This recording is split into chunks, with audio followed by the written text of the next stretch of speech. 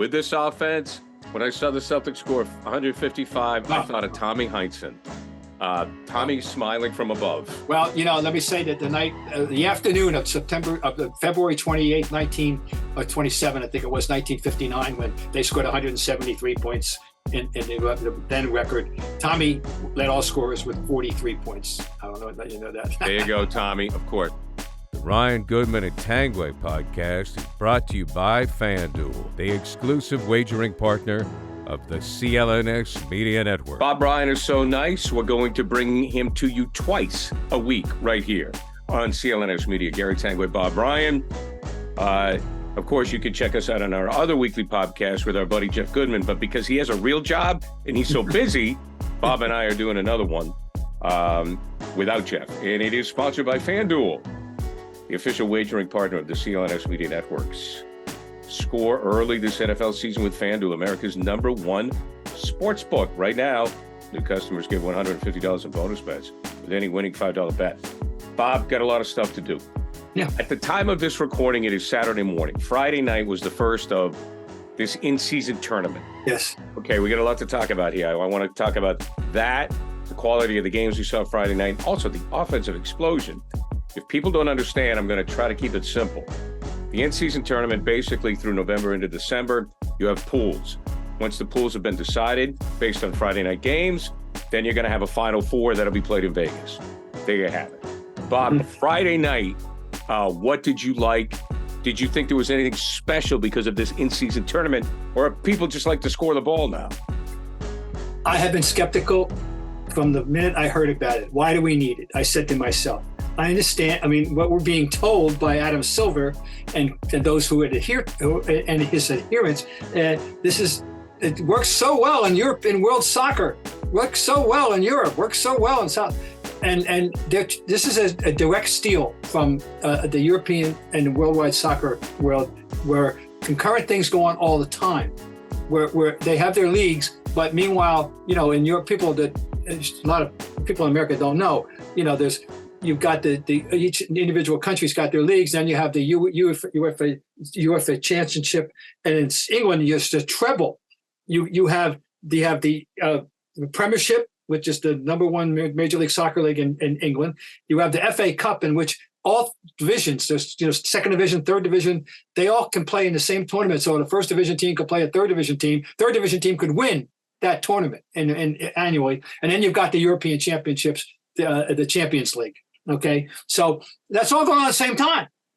Well, we don't do that as a rule. Our leagues all play internally, period. Go for the championships. Blah, blah. Okay, so now we've got an in-season tournament. People are playing for trophy and money. You'll get paid to win this thing. And now these guys, $500,000 for Steph Curry isn't going to change his life. But it's still money, Bob. You know as well as I do. Yeah, right. Still money. But whoever is the 12th guy on the team is going to be happy, So anyway, I was skeptical, and I was listening to some of the good things. It's a way to keep people's interest in a time of the year when, for example, college football is piquing its interest because of the impending playoffs and who's going to be in and out and whatever remaining games are left in the month of November and into the first week in December, blah, blah, blah, blah, blah, and it's your chance to compete for attention with that, because college football does have an awful lot of adherents in America. Lord. Okay, fine. I'm going, are you kidding me? That's my reaction. Okay. Who cares? I don't need an additional stimulation. I am one who has always valued and treasured the regular season. I covered too many of them. I saw, because when you go to an arena, it's any sport, you don't know what's going to break out. That's why sport's great. That's why sports is not, quote, entertainment. It's not scripted. You don't know when you're going to walk in and see a record-breaking performance or a game you're never going to forget. It could be on January 8th between the Thunder and the Bulls. You don't know. So I'm happy, but people apparently need additional stimulus. Okay, off the soapbox. Based on what we saw last night and what I've been reading about what people's reaction to what we saw last night, Adam Silver may have done the right thing. There's among the other notable games, the Warriors 125. The Warriors 141, Oklahoma City 139. Right. One at the buzzer by Curry, And by the way, how about this? All 8 periods, in other words, 4 periods of the Warriors and 4 periods of the Thunder had 30 points or more. Right. So you're right, scoring. But Draymond Green was slobbering about what a wonderful night it was. Now that's interesting. He's been around the block once or twice, and he said it was playoff tension. All right, maybe they're going to get what they want. Well, I mean, Bob, just to interject quickly though, but you and I have been around. I don't have the experience you have, but we've been around players. It's it's the regular season. It's November. It's December. They're like, all right. They're kind of. I'm with you. I don't need it. But it gives Draymond Green something to play for. That's awesome because I understand how mundane the regular season can be for a player. So I just wanted to interject that in. Yeah. I think no, you're right. If it's and another good game, Portland 115, Memphis 113 overtime. Right. By the way, we'll get to our boy Robert Williams third in a minute. But anyway, that was game and another good game. It wasn't overtime, but the 2 stars were at their best. Denver 125, Dallas 114, and Jokic had a triple double, 33, 14, 9, 2 for 2 on threes. And Doncic didn't have a triple double. He was settled for 34, 10, and 8. He was 6 for 11 on threes. They put on the show. Now, so people understand, for the month of November, every Tuesday and Friday will be in-season tournament games. You're playing a round robin. There are 6 clusters of 5, and that's the way it works. And from that will emerge the teams who will get to the and we've already borrowed the phrase from Europe, the knockout stage. We are going to, in America, have our first experience with the knockout stage. Well, Bob, this is what I think is cool because I've been to Vegas. I mean, I'm not a gambler, but I've been to Vegas to cover fights. Me too. And sports in Vegas, I think, is cool. We all understand the wagering. I mean, look, it's all one big happy family now. But like having a Final Four in Vegas in December is cool. It's cool. Vegas is the new capital of American sport. It's cool. They've gone from no professional teams to where they're soon going to have 3 because the A's are more than likely going to be. Yeah. And we're going to college tournaments there. Boxing's always been there, but people love Vegas. They've taken over summer basketball. Oh, no doubt. At every level. I mean, from the youth level, from the AAU up, and the offseason, the NBA plays there. So anyway, Vegas, you're right. Vegas is the hot spot. It is the hot spot. Yes. Yeah. So December 7th is the championship game. Mark it, circle it on your calendar, folks. If you Larry Bird will be he'll be 60 67 years of age on December 7th. So there you go. So hey, look, if people love it, you and I don't need it. They love it. Hey, it's all good. No, I'm fine, but I was skeptical. But if people, once again, it's not the first time that I'm out of step with the general population, so that's fine. All right, let's get to the Celtics real quick because one of the things I saw that I forgot, we talked about on our previous podcast with Jeff, the 155 they put up, but this week, but also defensively, they have not let up. They're top 5 in offense and defense, and you and I both know, even with Marcus here, the problem that they had is they stopped playing defense.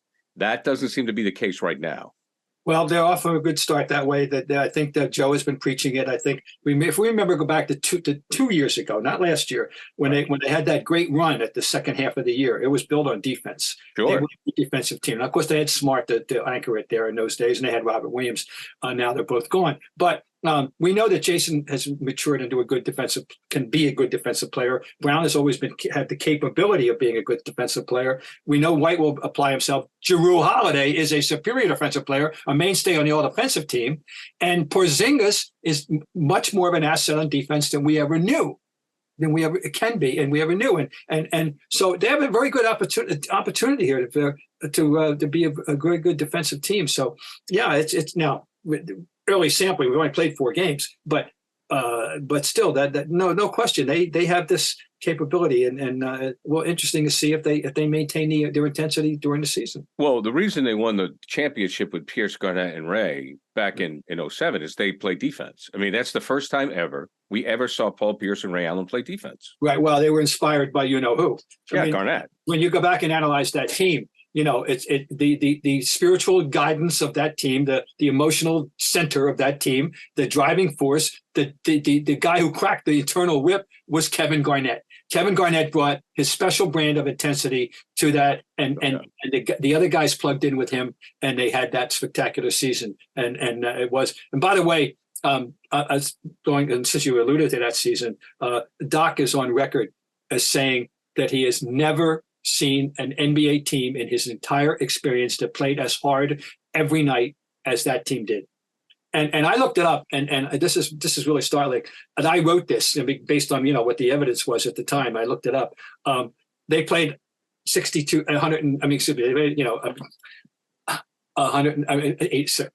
games that season. Right. There was only one game out of 82 that they weren't in for a substantial period of time. They were blown out at home by Miami, I think, in the one night. Other than that, they had a chance to win 81 games.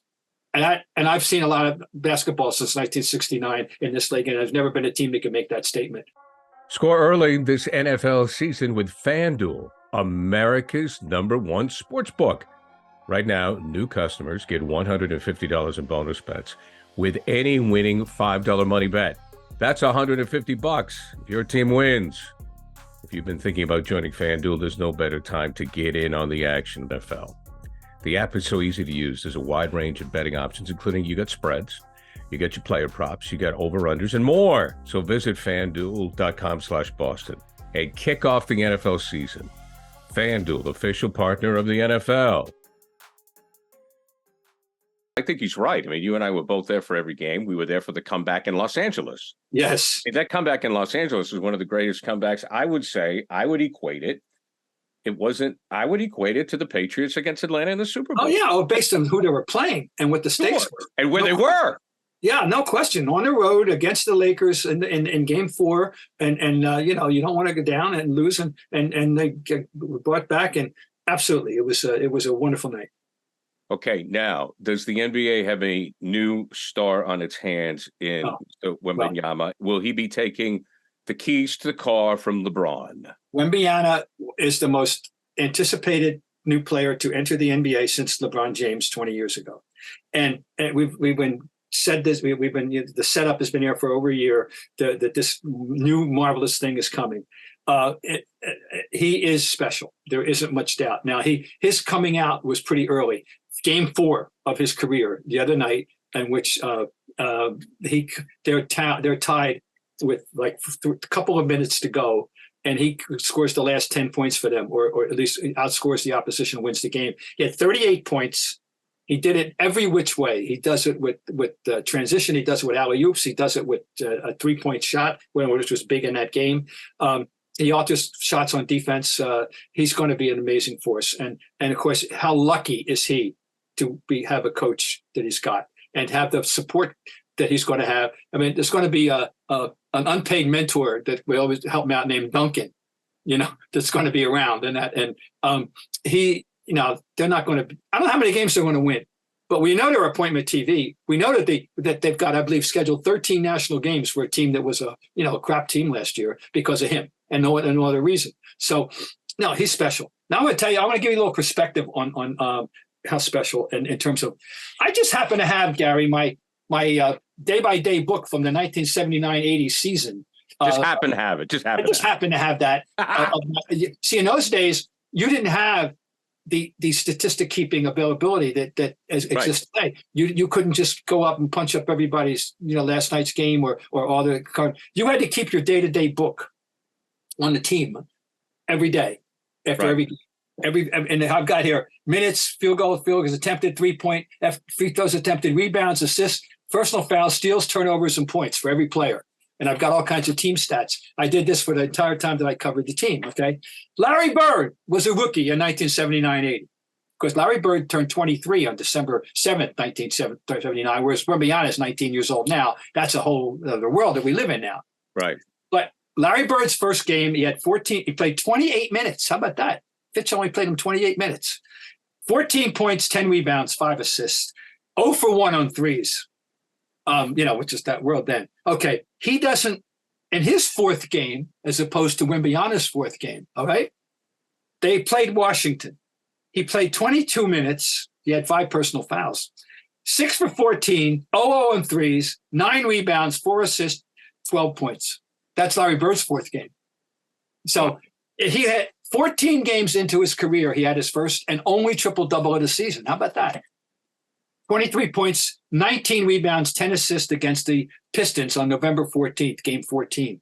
So a little bit different start than now. He went on to be Rookie of the Year. And in that season, he had 20 points 46 times, 30 points 11 times, and 40 points twice with that one lone triple-double. Now, Wembanyama hasn't had a triple-double yet, but they're coming. They're coming. He's special. I'm so excited to watch him play. I always think of Fred Lynn with this when it comes to MVP, Rookie of the Year talk. Yes. Bob, my memory's terrible. I mean, has that ever happened in the NBA? Yes, Wes Unseld. Oh. In 1968-69. Really? Unseld? Yeah, Wes Unseld was the Rookie of the Year. They had a spectacular regular season, and then they got swept in the playoffs. They bombed out in the playoffs. He was the Rookie of the Year and MVP in 1968-69. Now, I got to check on Wilt. If Wilt 59-60. I'll get back to you on that. I'm not sure about Wilt. Well, I mean, I just think it's so hard to do. Of course it is. I mean, but LeBron, I mean, you would think you would think LeBron. Yeah. Well, the competition that you have in this league, even going back 70 years, is stiff. Go back 70 years, there were 8 teams and there were 10 on the team. The 80 best players in the world were in the NBA. Oh, right. As in those days. Now, of course, it's 30 times 12, 360 plus bench. Anyway. But Wes Unseld had a spectacular rookie season. Yes. I have fat fingers here on my phone. All right. Maybe I'll get it. It will 59-60. Let's talk about Wembanyama then. So is this guy going to get votes? Well, I don't know. It remains to be seen. Well, Chamberlain, you're right. Hang on. He was named MVP. I was thinking around what you think. 59-60. The only other rookie to have won NBA MVP award is Wes Unseld. You're right. So it's Wilt at 59-60. And it's Wes at 68-69. So we haven't had one in 50. So does this kid get votes? Well, I don't know. Bob. I mean, I know what's. Yeah, we haven't got Thanksgiving yet. That's fine. But he's gone.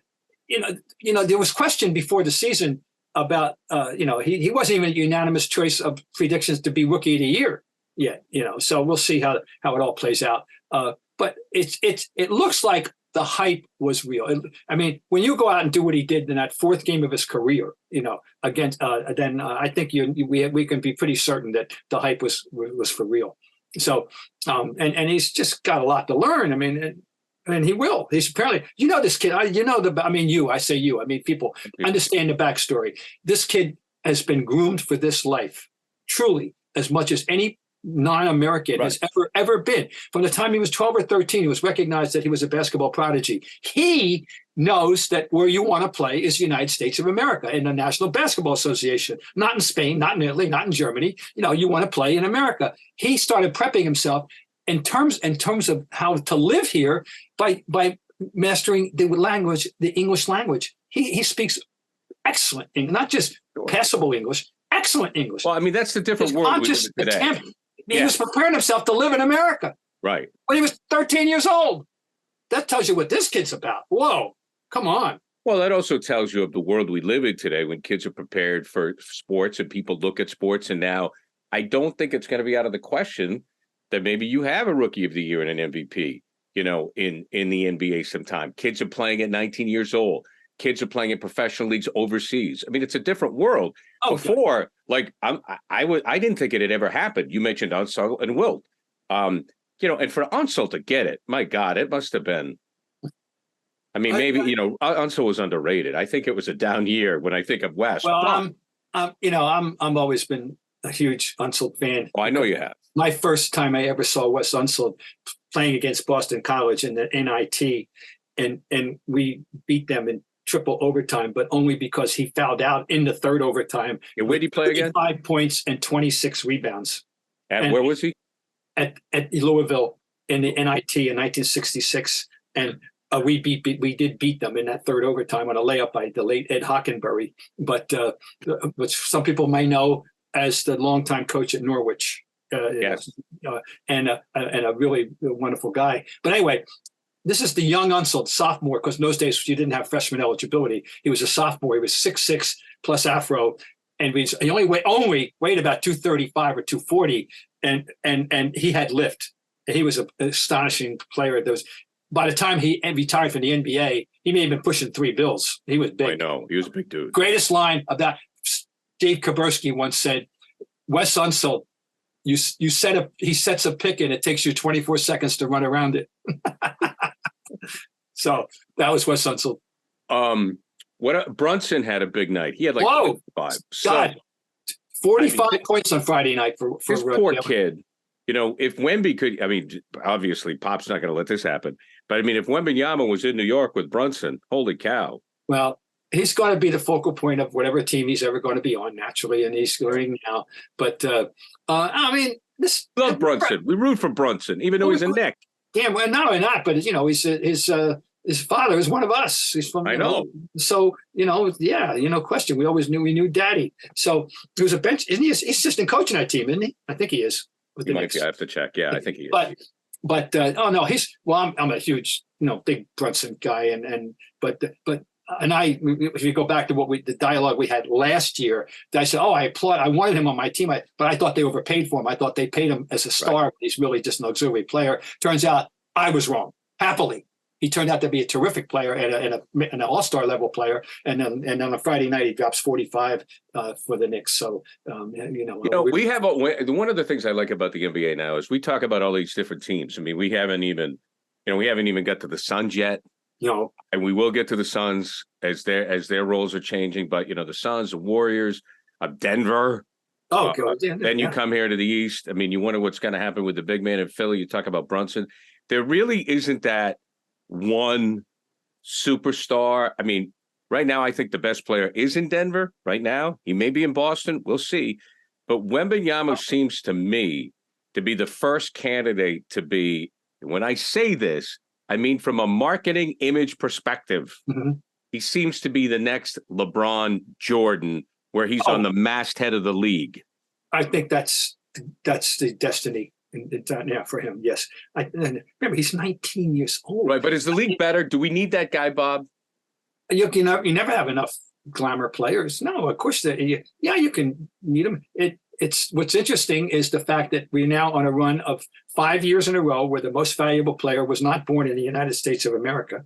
Amazing. And here comes the next great thing is what that was not born in the United States of America, which tells you how much the game of basketball has bloomed in the world, all due ultimately to the dream team and Boris Stankovic's vision. The late Boris Stankovic. Everything he dreamed about is coming true. And I wish he had been alive to see this happen with these MVPs being European or non-American players. And because this is why he pushed to get the Americans involved and have in the Olympics. And you see what's happened. 125 players from international players on NBA rosters this season. And the game's better for it, Bob. The game is better for it. The game is better for it. And so, it's the urge pushes on in America, keep pace. It's like, we talk about the Olympic team and look what happened. We didn't win, we didn't win the world championship. We had a mediocre, we had a B team. We didn't have any quality big man play, and by the way, who's going to be that big man? We are now begging a naturalized citizen named Joel Embiid to choose between us and France to play in the Olympics in Gay Paris next to Saté-en-Ané. Well, also, I think, Bob, while I'm as patriotic, and certainly we are all very patriotic, I don't think that there's any animosity in the league. I think that, we've become, we're a melting pot anyways. I mean, that's what America, we're a melting pot. So while we have these MVPs over, I think the fans love them just as much. Oh, well, yeah, when it's on your team. I mean, obviously, if you're a Buck fan, how can you not worship Antetokounmpo? What's he do wrong? He didn't do anything wrong. Plays the game beautifully and is absolutely no low maintenance off the court. Jokic, same thing, plays beautifully. It's low maintenance. I mean, he doesn't even want any publicity. Embiid, and he's a character. Embiid, he's a Twitter, an ex guy, excuse me. He's an ex guy. He likes to engage in repartee with. He likes to have fun. Good. There are different personalities, but absolutely, I'm sure in Philadelphia he's an extremely popular player, and he should be. And so, yeah. Great. Bob, I think that'll do it. We will be talking to Jeff Goodman again next week. Bob and I will be back again next week. And I hope the offense keeps up. Well, I like offense. And, I lived through it. We all lived through a period of dark ice age in the NBA 20 some years ago when I used to say that there were too many coaches who were happier when they didn't have the ball than when they did. I blame the Pistons. Blame the Pistons. Well, we'll talk about that. I blame. Well, we can blame a lot of people, but Chuck Daly, the funny you say that. During the Knicks Rockets final, which was a sludge fest, awful, ugly, 1994, just terrible. Nobody scored 100 ever, that kind of stuff, And Chuck was doing color for somebody, and he's at the practice. He's saying, "Don't blame me."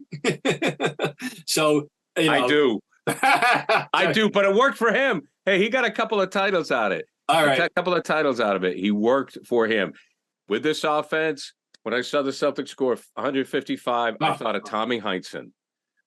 Tommy smiling from above. Well, let me say that the afternoon of February 28, 1927, I think it was 1959, when they scored 173 points in the then record. Tommy led all scorers with 43 points. I don't know if you know that. There you go, Tommy. Of course. Bob, great stuff. We'll talk to you again soon.